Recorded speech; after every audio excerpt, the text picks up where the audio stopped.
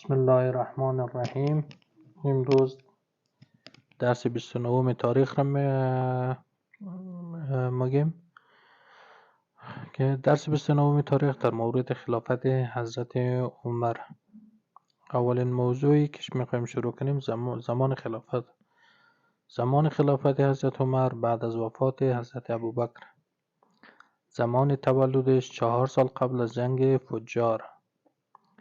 از نظر شجره، یعنی که پدر و پدرکلان و پدرکلانتر حضرت عمر در کدام شجره مخره؟ شجرهش از کعب ابن لوی قرشیه که از طایفه بنی عدی حساب میشن.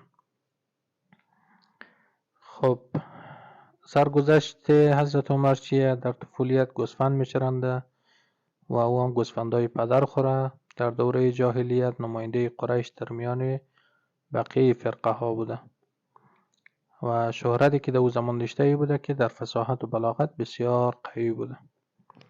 زمانی که به اسلام ایمان آورد کی بود؟ 6 سال بعد از اینکه حضرت محمد رسالت خوره اعلان کرد، یعنی 6 سال بعد از بعثت.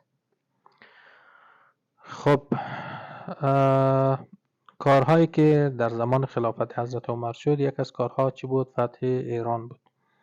شیوه فتح ایران چی بود؟ وقت رومیا در جنگ جنادین شکست خوردن، نیروهای مسلمان به سمت ایران آمدند.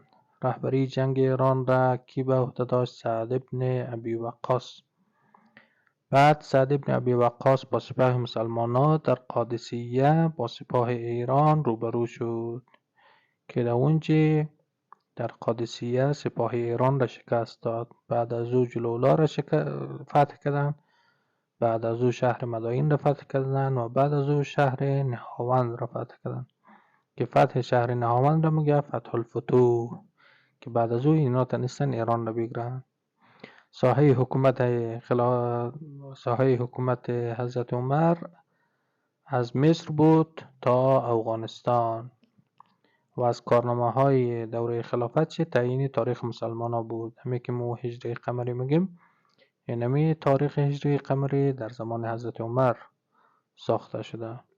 سال مرگ حضرت عمر 23 هجری، سال 23 هجری توسط یک فردی به نام ابو لولو بود.